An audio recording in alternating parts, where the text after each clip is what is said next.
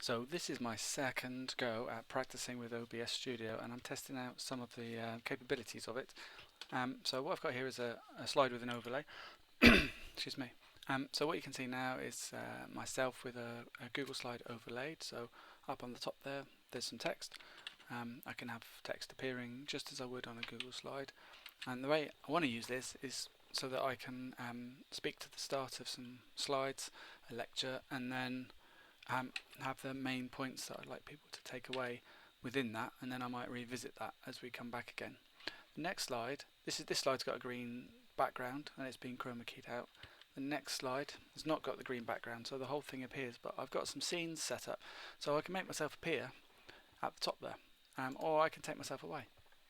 I'll bring myself back. I can have a series of slides as I would just in a regular screencast piece of software.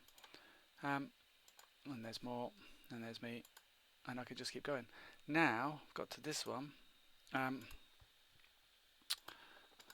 I should really go back, change my back to there. So this would be my recap slide, and then I've just tried another little trick here, which is a slide which has got content on it, and I could talk to that content, but then I can also, using a different setup.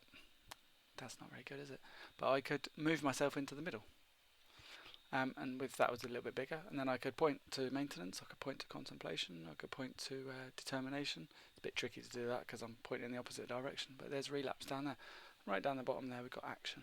So this whole thing goes around that way. And that looks quite jazzy. Thanks a lot.